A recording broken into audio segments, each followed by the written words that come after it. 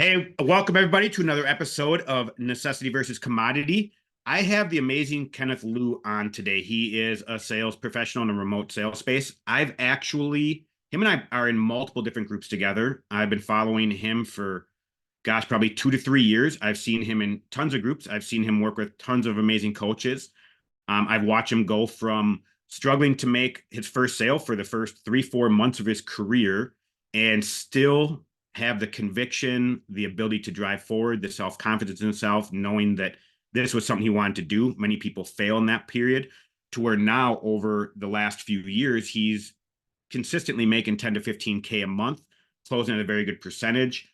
I, as well as a lot of people out there, kind of feel like closing and the amount you're making is kind of a vanity metric, but it shows where Kenneth started from, struggling so much and sticking with it, not making a dollar for 4 months, to now be able to develop himself mentally, personally, and in the ability of sales skills to start having some amazing success. So, Kenneth, welcome to the podcast, dude. I'm so glad to have you, and I appreciate you doing this. So, I want to kind of start off talking about your journey.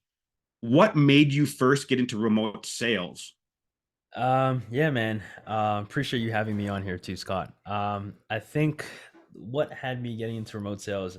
So my brother was actually doing sales for 2 years, like since the pandemic hit, like in 2020, Okay. and he was doing like 10K a month, like 8 to 10K a month. And at the time, like I was trying to, I'm still pretty, I was pretty young. I was only 20 years old. And I just graduated high school, and I was trying to get rich quick with with something.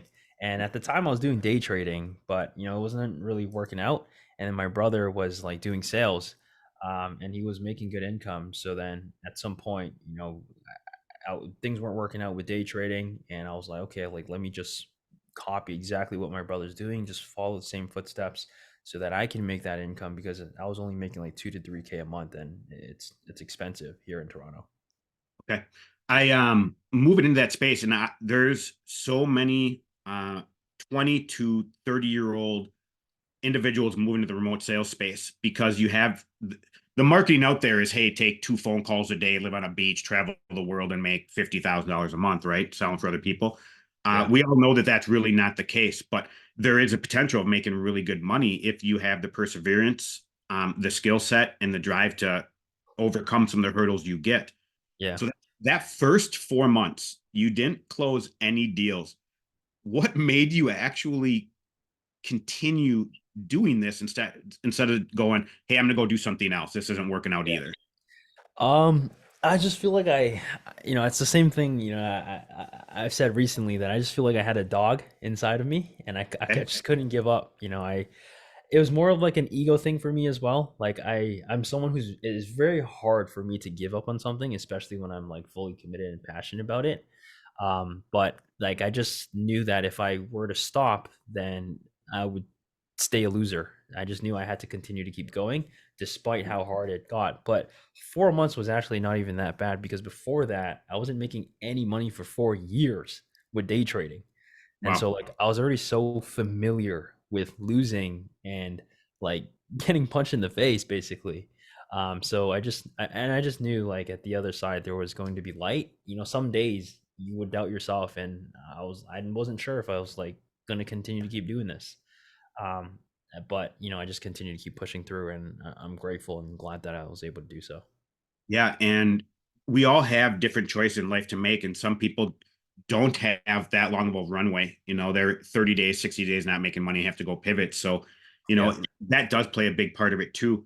One of the things when I'm working with a client, and I work with a lot of online business owners, help them pretty much set foundation for like 7, 8 figure businesses with their marketing funnels and all that type of stuff. When a lot of them are ready to bring on a closer, bring on a sales professional, one thing I always say is you should make sure that you essentially, when you bring in that person on, to expect for the first 60 days to not have them make a single sale, that you're going to spend money to fill their calendar, to not make a dollar back of it, but it's to get them to a point to where they start really making a ton of money. Now, a lot of business owners hate hearing that. Now, it's not always the case. You can bring on the right closer and they're closing deals from day one, right? Like there's a lot of closers to that first call. they make their first sale and everyone's celebrating for joy. But you have to set proper expectations there with some people because they think putting a set or a close in their business magically changes their world. Right. With the reason why I'm kind of prefacing that is because the first 4 months that you were on an offer, you didn't close a deal. Mhm. You have to look at it from the business point too. So let me ask, what was it like working with a company, not closing a deal? You're stressed out, you're not making money. You're probably getting a little bit of coaching, a little bit of feedback, and Yeah. then some stress about, dude, you're not closing anything. Like we can't keep Yeah. you on. So what was that experience like from your point of view? Oh, it was definitely not fun, being in that position. Like I remember, I just didn't have for some reason I wasn't getting the game. And I know like the only reason why I was still staying on that offer was because my brother was one of the top closers. He was the one who was leading the company. So I was like, that's why I had a little bit of like leverage, and that's why they didn't let me go because, of course, like just because my brother was there. Um, and for me, like originally the plan and the goal was to just copy exactly what my brother was doing, so then I can just repeat the same like model success. But for some reason, I just wasn't getting it, and it was hard to be in that position. I even considered going back to working like a part-time job so that I can have some income coming in. And it was a lot of uncertainty during that time. And this wasn't like it wasn't too long ago. It was like back in 2022. I was just still trying to figure things out, and but it's the hardships, the things that you have to overcome. Like that's who makes you as a person. And so I wouldn't go back and change anything because it definitely developed this thick skin that you have to build, and this resilience that you have to build because tough times don't last, tough people do. Yeah. I love that last phrase right there. It's so important. And, online business owners, being a sales rep, both, there's a lot of risk and there's also a lot of reward. There's a lot of downtimes. There's a lot of really good times. And if we're not willing to push through, we tend to fail. And I think that's why we see so many people drop off. And, that mindset serves you very well. One of the things you brought up there that I think a lot of people, when they get into the space, they don't realize. So your brother was there, so you were given a longer runway. Yep. But I don't want to focus on that aspect, but more, hey, if I just copy everything my brother does, I'm magically going to get the same result. Yeah. So I'm assuming you were given a script and hey, just read off this script and Yep. people are just going to start saying yes, right? Yep. So go into like your experience now working with multiple different companies, being in space for a long time. You've coached with a bunch of different people. What's your view on like a script? Ditch the script. Um, I'm the ditch same the way. script. Get rid of the script. Throw it in the trash can. In the beginning, you might need this. You might need like a little bit of a framework for you to follow because when you first start, you have no idea what you're going to say next. What kind of questions you're going to ask, what you're going to say moving forward. But once you get to a certain point, like a script is going to be for amateurs. Like you have to get rid of the training wheels because when you have a script, you're going to be thinking about what questions you need to ask next. Oh, all these boxes need to tick before like I can actually, present. Oh, I need to check off all these boxes. Well, But hold like, on a second. Do you want to go grab burger and fries then? right, Right? Like exactly. that doesn't make any sense in a conversation if I'm Exactly. reading off a script and I'm supposed to say it right there, right? Yeah. So Exactly. yeah, Exactly. Like that's a very good point. What if that's the question within the next script? It's like, and then like they said something that was totally different, yeah, and you come and say that, and they're like, "Dude, what the hell are you talking about?" And they yeah. automatically know that you're not listening to them, and so like that's going to hinder you because you're not actively listening to what the prospect is saying, which is what is needed. And then on top of that, when you use a script, you're basically using a cookie cutter framework for every prospect. But each prospect that jumps on your call is a completely different person with different background, different life experience. Everything is completely different. So like for you to follow a script is just using the same game plan as if you're going to go to a boxing, like a fight, and you're just using the same plan, like jab, jab, jab. What if you fight someone that's taller and longer than you? Then you can't do the same thing because now they can out jab you, right? Very So good analogy. Yep. you have to know how to be flexible and adapt to the environment, their circumstances, and that's why the only way for you to do that is to let go of a script. Yep.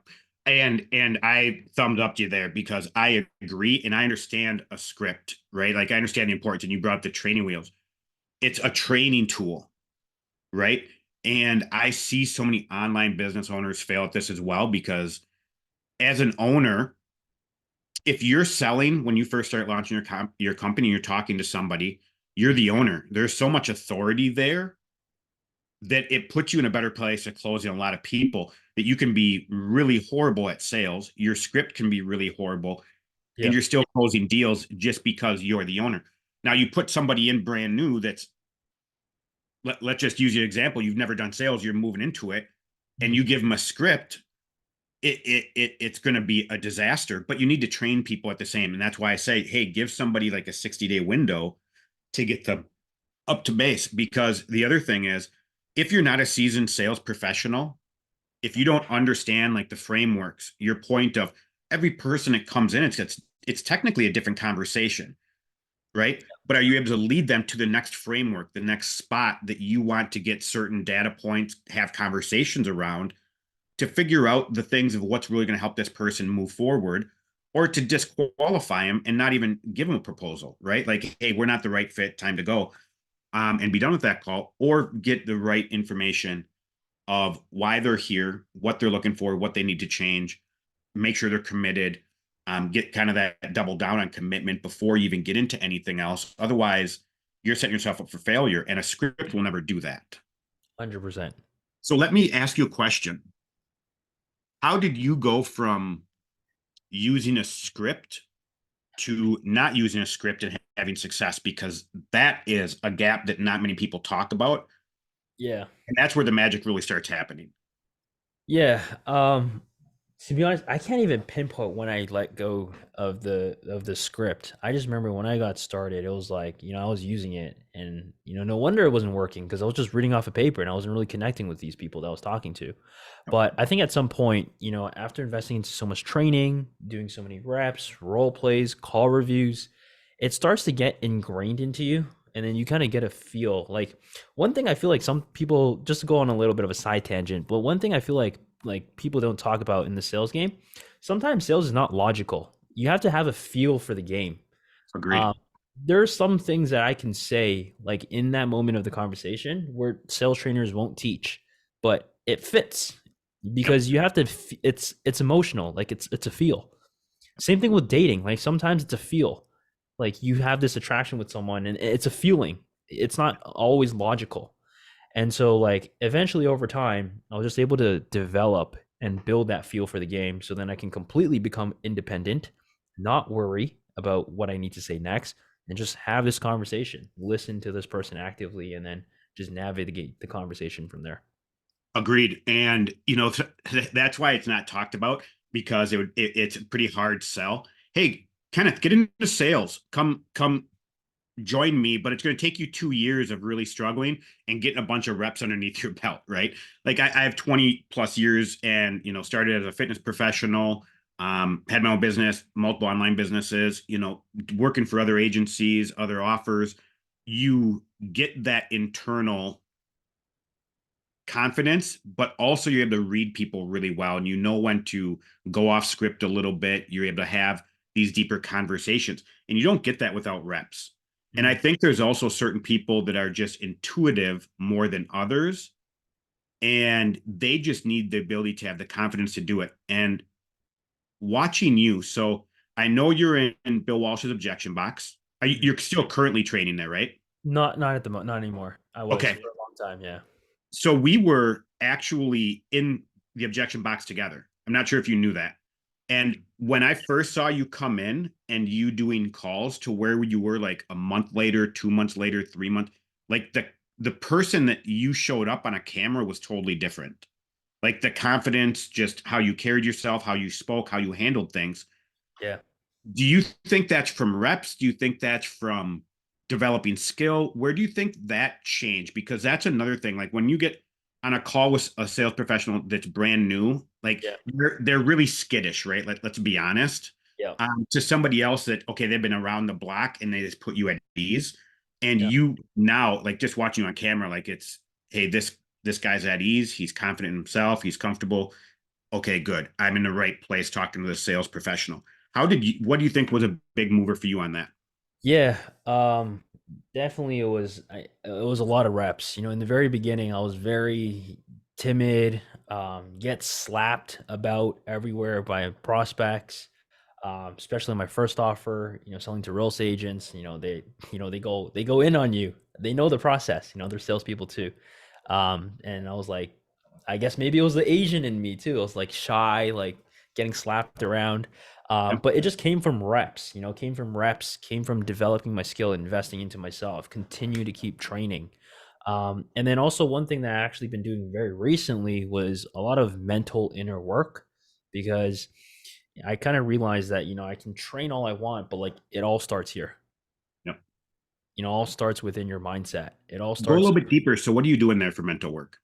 So for mental work, I actually started practicing meditation again, but not just meditation where you focus on your breath and like not that kind of meditation. Maybe sometimes to like kind of be in the present moment. But what I would do is I would actually lie down and I would just relax, and then I think about the person that I need to be in order to be successful. Like, what does that Kenneth look like? Who does he look like? How does he act? How does he convey himself, verbally, physically? How does he show up to a room? How does he go about his business? How does he communicate and connect with other people? Who does that Kenneth need to be? And then I just imagine, I think about myself, being in those situations. Like, I need to be this person. I'm just seeing myself be that person. I see myself challenging a prospect if they need to be challenged. And then when I actually jump on that call, it's like I've done it before in my mind, that manifestation, that visualization. And so it's like I already been there. And there's actually science behind this. I watched so many videos about this, Yeah. and it really works. And like because I've been in that situation so many times in my head, that situation is not new to me. So that's one thing that I've been doing, and it's been very, very helpful, but also practicing gratitude and appreciation. Yeah. I love all those. And gratitude's a huge one. And, talking about the science behind some of that stuff, there is a study out there and they took like two groups of piano players, and one group they had them practice right Yep. every day for like an hour for like 6 weeks, and the other Yeah. group they sat in silence and just pretended like they were practicing for like 30 minutes a day. The people that Yep. just mentally practiced were the ones that actually achieved, got better results. And so that's one thing that, like, if I'm working with a client, or the things that have served me the most when I've been doing sales too, and I still do this to the day, I have periods of the day too where I just shut down a little bit, maybe go for a walk or just sit in 20 minutes silence. And I just let these word tracks and scripts play, and who do I need to become? And it's one of the things too that, like, on a sales call, like, getting someone like, hey, paint me a picture of like who you actually are, Right. right? Like, what does this look like? And depending on the offer, and I know you're on like an FBA offer right now, right? Yeah. And so, talking to an individual like that, like, okay, you actually have a store that's making you 10,000, or you have a store up in place. How much do you actually want that making? Okay, now it's an arbitrary number. So what does that actually do for your personal life, or what would you use that money for? And actually painting a picture so they can see who that person is, right? Like, those are how we make changes. And it's also, to your point of how you get better. And I think a lot of people between calls, they beat themselves up too much Yep. rather than give gratitude. Like, hey, what did I learn from this? Can I step back for 20 minutes? And I've seen you post about this a lot. And it was one of the reasons why I wanted to kind of talk with you too, because how do you manage your day when you have like a bad call, and then you've got like an hour break? Like, give Yeah. me give some people some insights of like what it's like when you're having a bad day or two, because Yeah. sales streaks, I it's all numbers, right? And once you get there, so how do you handle the bad days? 100%. That's a very good question, because the old me, you have bad call, and then no call. The old me was like, I don't have that call, have no show, reschedule, whatever. It's like, shit. What do I do now? What do I do now? I'm just gonna sit here, and because I have a bad call, I indulge into like the bad habits that I have, scrolling on social media, escaping the reality, the fact that I just had two back to back bad calls, Yep. whether it be scrolling on social media, watching YouTube videos or whatever, just procrastinating and not really being productive. Now, that was the old me. The way how I'd handle it now, one thing that I learned actually from JD was really helpful was creating something called a PAL, a positive action list. And so a positive action list is essentially all the positive things that you can do if you have a no-show, if you have reschedule, when you have some free time. And the reason why we have this is because when you have to think about what you need to do next, it takes away too much time to make that decision, right? It's why like you see the most successful people, they wear the same clothes every day. I only wear two shirts during my work week. It's either this or something else. That's it. Yeah, Black, like and I decide what hat I'm putting on if I'm wearing a hat that day. Yep, yep, totally that's agree. it. No, I don't need. I don't want to spend time thinking about making a decision on what kind of clothes I need to wear. So it's just two. That's it. This or the other. And same thing, like when you have like a bad day, right? And you have that no show. So if you have a positive action list, write down. For example, um, one thing can be meditating. It can be going out for a walk. Go see the sun and ground yourself. It can be doing follow ups, doing call review. Like these are all positive actions that we can do. So I would write them down. I actually want to buy like a whiteboard so I can write them all down.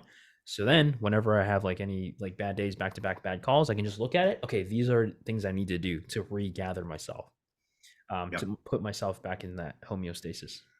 yeah. Um, you just brought up, JD.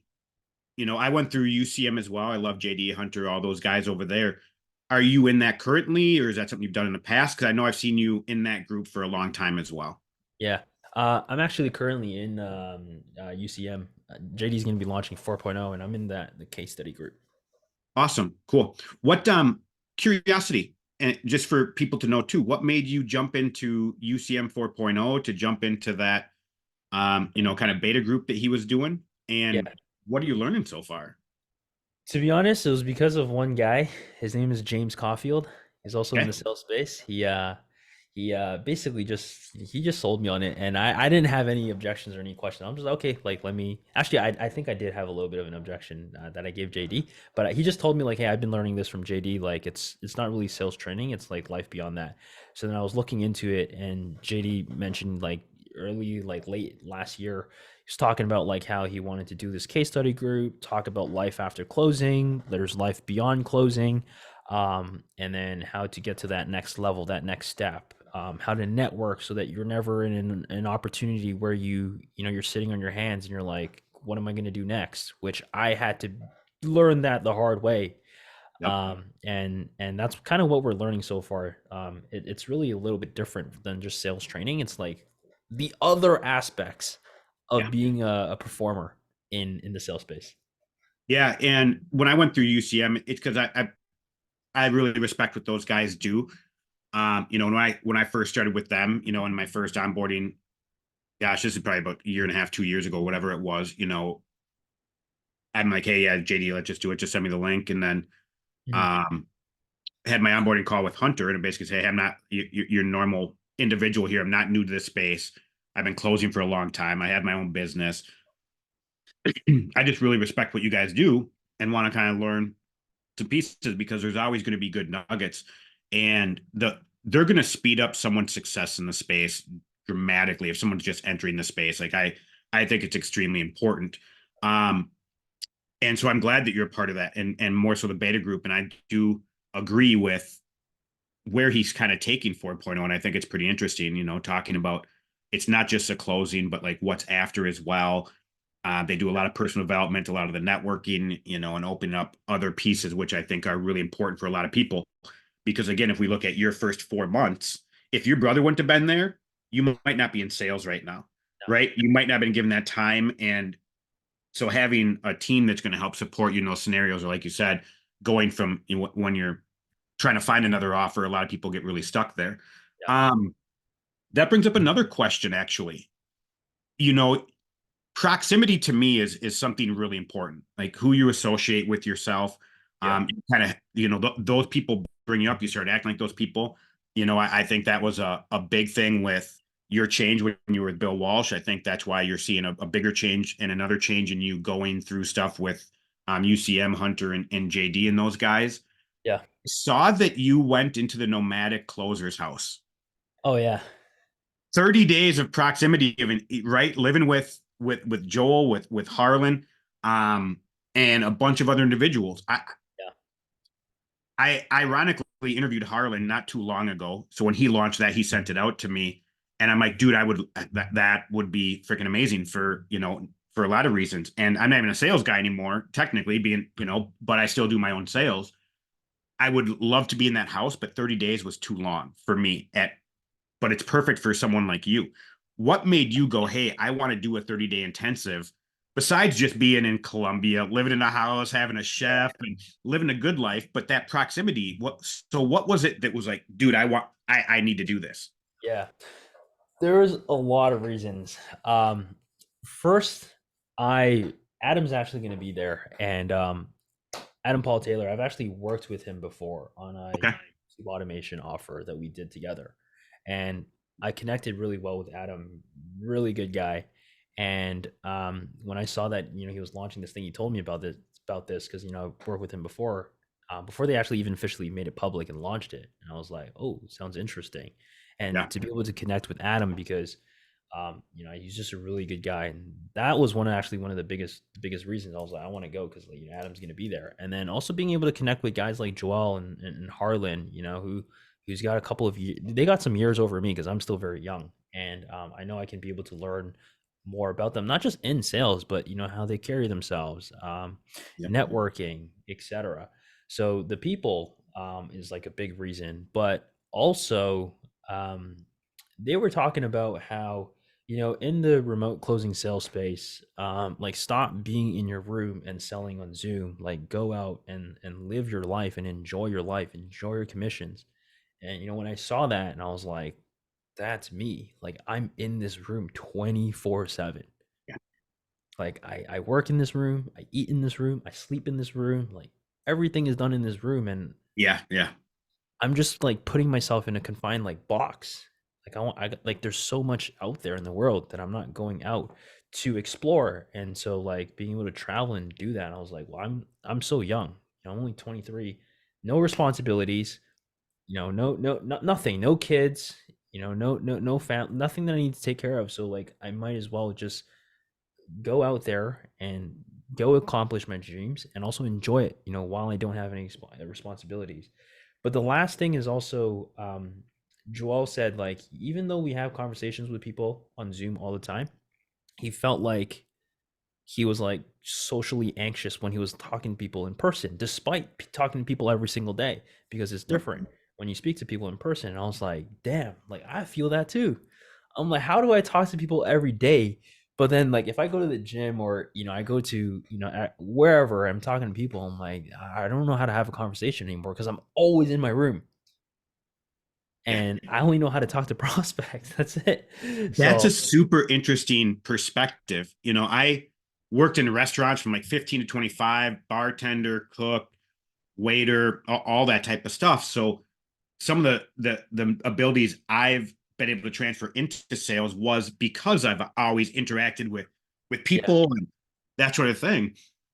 And so I have that skill. Having my own brick and mortar fitness business for a bunch of years too. I'm always, I start the morning at 5 a.m. and work until 7. I'm always around clients and talking to people, interacting.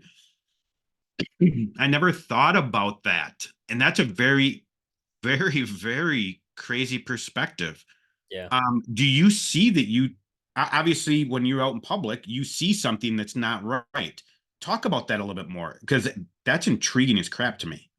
Yeah, it's like I don't know. I just didn't get it. I was like, I was talking to people on Zoom every day. I'm communicating with humans. We're social creatures. But when I'm out in public, I'm like being awkward. I'm like, well, that's at least that's how I felt. And I'm like, why is it? Why do I feel this way? I talk to people every single day.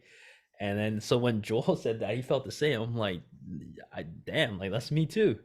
And that's when I was like, I really resonated with those 3 points. But on top of that, just going back to like why I even joining the pneumatic closer house is just proximity, iron sharpens iron, being in the right environment, Great. private chef, all the deliverables, so many fun activities that we're going to be doing in April. Yeah. I wish I was in my 20s again Yeah, and had a little bit more leeway with that. Actually, I just sent those guys just a VM the other day and kind of the 30 days is what just makes it too hard for me. Yeah. And I'm going to tell you right now, that 30 days, that money you spent right now, that's going to be something on your deathbed. You're going to say, hey, well, that was one of the 5 top moments of my life, 100%. and decisions you made in your life. I know that from those guys because being around, and it's interesting that you brought up being in the room. Like, again, like same deal. Like, if I'm in this room pretty much all day, I'm either doing client calls, I'm either doing podcasts, I'm doing sales calls, I'm doing outreach, and I'm in this room pretty much all day, and you don't get out there and live your life sometimes. And that was the one thing that really tagged my attention to when they reached out, and he kind of said, hey, we're doing this, what's your thoughts on it? I'm like, I think that's beautiful because there are so many the people that get in the remote sales space, right? And the marketing is, hey, make 10, 20, 30,000 a month, a couple calls a day so you can live on a beach, and nobody's doing that life, right? Like, go out and do the life. And so I can't wait to hear. I want to make sure that we have some conversations about while you're there, number one, but then also afterwards, because I think it is going to be a life-changing moment for you. I'm really, really, really down and excited for you. I think it's a good idea what they're doing. 100%, and that's actually why I made that. The fact that you said, on my deathbed, this is probably one to be like the things I remember, and that's how I ultimately made my decision. I asked myself, if I were to not do this, would I regret it? Yeah. Probably, I would Yeah. regret it. If I were to do this, were I to regret it? Probably not. Even if let's just say worst case, it doesn't live up to its hype. I don't think that's gonna happen, but like I wouldn't regret it. At the end of the Right. day, money comes and goes. So I Yep. was like, it was an easy decision. Yeah. You went 4 months without making a dollar. I think living in this house for a month is going to be okay. It's not going to kill you, right? Like, Yeah. you survived way worse. Talking about like your sales experience, you worked with multiple different offers. And what have you noticed? Because there's some good, there's some bad, and there's some really ugly stuff out there. Like, knowing so many different sales professionals, me being a sales rep for multiple different offers as well, on my own. Obviously, I love my culture with myself, but I've worked in some cultures that I'm like not good. I've also, worked with a lot of sales reps, or talked to a lot of sales reps, and the culture that they're in is either phenomenal because of the business owner is just an amazing person. The fulfillment's rock solid. The culture is good. Other people, like, things are broken. People sometimes are forced, like, hey, you've got to do this. And so give me some of your experience. Give me some good, bad, ugly, whatever you kind of want to kind of throw down of what it's been like actually working for somebody else. Yeah. Well, I mean, I guess the beauty of sales, like, even though you're working for somebody else, you're kind of a little bit more independent than just working like, a typical 9 to 5. But, being in the space for quite a while, like, you kind of, after being in multiple offers, you kind of see like the goods and the bads, and like, what makes a good culture, what makes a good offer, etc. Thankfully for me, I've never been on an offer where like the fulfillment was just absolutely terrible. But For most of the offers that I've sold, I like won't work on an offer like that. I've 100%. actually been offered positions. I'm like, nope, not coming to work for you. Yeah, yeah. Like I can't sleep at night knowing that, I took someone's credit card numbers, knowing that, I just put them in a position where they're not going to succeed. And there's, some of my friends, I tell them I do this sales thing. They're like, "Well, don't you feel bad? Like you're trying to get." No, I'm helping them, right? And so like I don't have to feel bad if I know that the fulfillment is Correct. good. Agreed. And thankfully, I've never been into anything that was like terrible. But other than that, I mean, um, the bad. I don't think I've really have been on an offer that where it was like terrible, is like really, really, really bad. Where it's okay, I need to get out of like this burning house. Yeah. Of course, there's some qualities on on offers that you want on others, and then there's like qualities that you don't like. But nothing that's really been like. I'm a pretty low maintenance guy, to be honest. Cool. When you look at culture, right? Like, we're totally in alignment on fulfillment. Like, I'm not going to work for somebody that, if I'm collecting money from somebody and their life isn't going to change on the back end, Yeah, um, and potential to change. Let's be honest, right? Like, again, fitness being a huge background for me. Selling for agencies, me helping online business owners. There's a lot of variables that constitute success, or what someone's expectation for success. All of those details. but there are plenty of online business owners out there that fulfillment is not setting anybody up for success and whatnot. Um, Looking at the offers you have been on, they've all been good. You kind of said there's some good and bad, there's some parts. So is that like the leadership? Is that like the culture? Is that things that one person's providing that maybe the other isn't? What are some things that you really love about some of the people that you've worked with? Yeah, like when I was on that Grow channel, the YouTube automation offer, and I was working with Adam. Like, I think Adam had good leadership, and he was just leading the team, and that was when I was on that offer. I was comparing to like my past experiences, and that's when I knew like, oh, like this is what a good leader looks like, and it trickles down to the team, and that's what I Great. something that I really enjoyed. Um, and you just kind of see like you kind of see if like what's well structured and what's not. It's interesting. It's kind of like what we were talking about, like on a sales call, where they're like intuition, or you just have a feel. And yeah, there's some of the businesses, they're just a really tight ship, and depending how big they are, I think that's a huge factor as well. Yeah.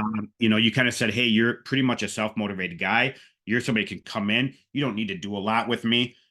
You're obviously investing with sales coaching this whole time. So, hey, yeah, you can coach me, but don't worry, I'm already putting an hour a day or 4 or 5 hours in a week coaching with somebody to make sure that I'm getting better. Mhm. Just give me calls. You don't need to do a lot. I'm gonna knock it out of the park for you. So do in the online space, you have a lot of people that, hey, I'm an independent contractor. I'm not showing up to team meetings, or I'm not doing this. I'm just taking call. Like there's so much good and bad and like different point of views, and I understand all of them. So when you're taking an offer, like what are you looking for specifically? Like, let's say there was a business owner watching this and like, oh my gosh, Kenneth is like somebody I need on my team. Yeah. What do you look for in an offer, and team lead and company and owner and all that type of stuff that makes it a no-brainer for you? Yeah. Well, number one is fulfillment. If I can't sell garbage, Yep. there's no way. So fulfillment's going to be very important. Number two, good marketing. I think it would be for an ideal offer. It would be good to have an offer where they have a lot of organic content. They got a lot of organic leads. So then there's people that are actually following the influencer, the business owner, etc. It's not just like paid advertising they see for the first time. Having a little bit of both. So good volume and lead quality as well. Of course, these are all things that we want. Nobody or Correct. everybody wants these kind of things.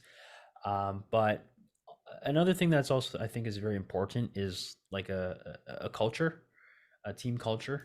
Um, like being able to connect with the people that you work with, because you're going to be working with them. You're going to be spending some time with them on Slack. So might as well, find a culture where you feel like you're fitting in, and it's a culture that suits them and it suits you. I think that's very, very important in order to actually have an offer where like you're sustainable and you can actually stay there. Yeah. When you bring up kind of the front end before someone shows up to a sales call, right? Mm.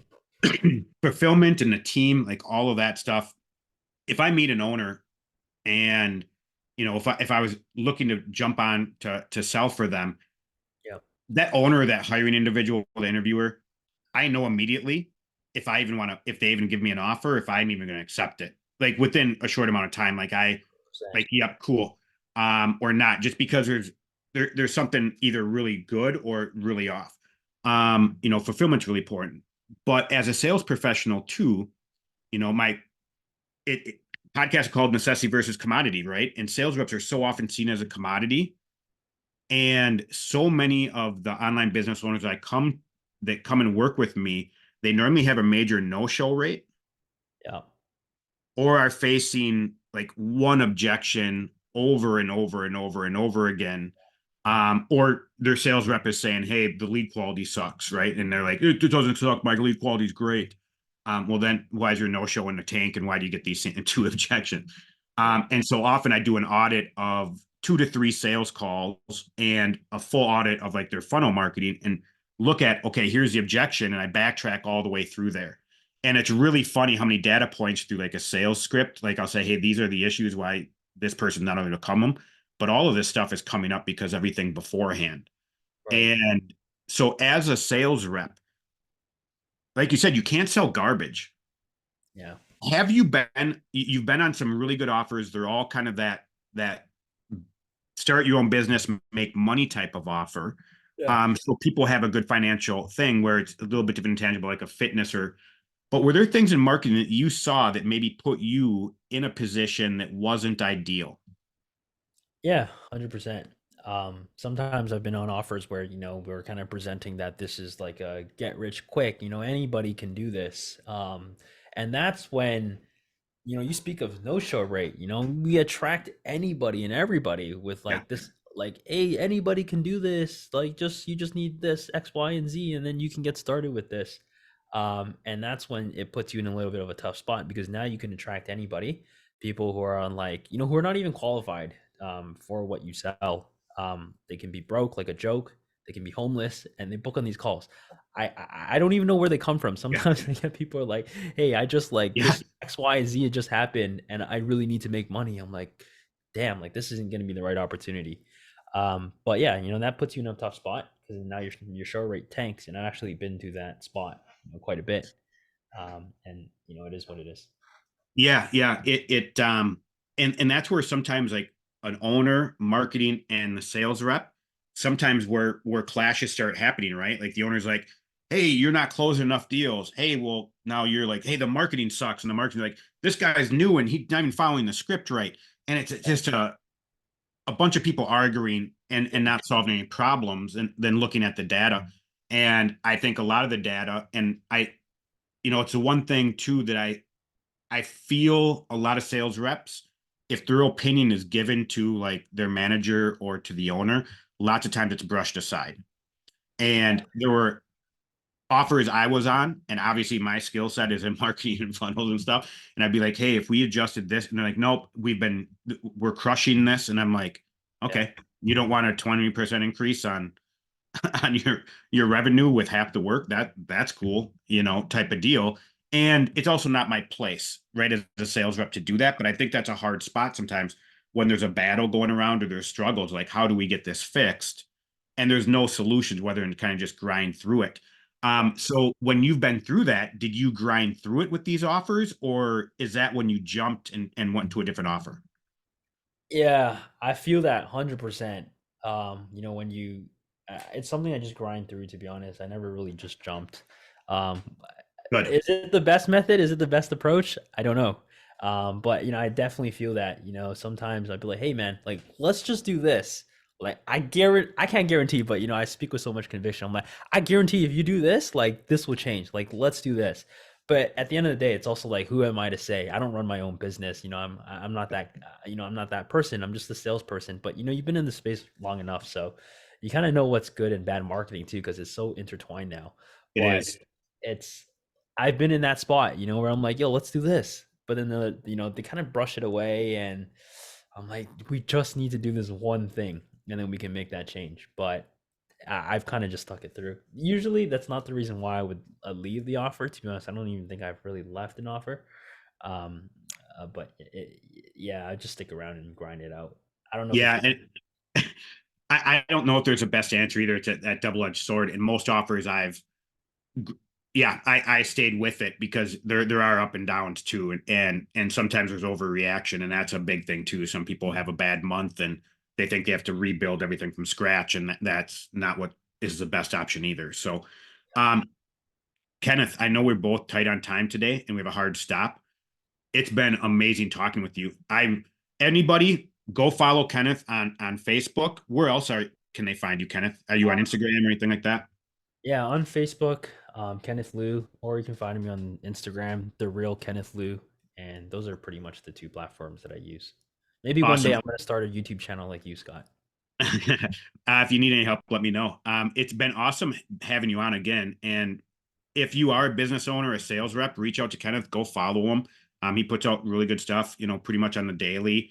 Again, it's been awesome watching your ascension over the last couple of years and hear a little bit about your story. I would love to have you on again, and maybe we get into a little bit more of the tactics too, Yeah. type of stuff. And, especially the idea around not having a script that might blow some people's mind, and talking about frameworks or, what our views on how we handle a call. Is there anything you want to leave viewers with? Yeah, I think, um, For anyone that's watching, for like listening from my story, one big thing is to keep resilience. It's cliche, but don't give up. Keep doing. If you're going through like a rough patch, if it's in sales, if it's not in sales, whoever's watching this, and even if you're not in sales, you're a business owner, etc. Like, just continue to keep pushing, because you only lose when you stop. And as cliche as we all know that that's true, but sometimes we don't need to be taught new things. We just need to be reminded of things that we may already know. And also, another thing, just go for it. Just make the decision. The more time you spend on making the decision, the more delay that you put on actually becoming successful and getting to your results. So if you want something, just make it happen and figure out what to make it work.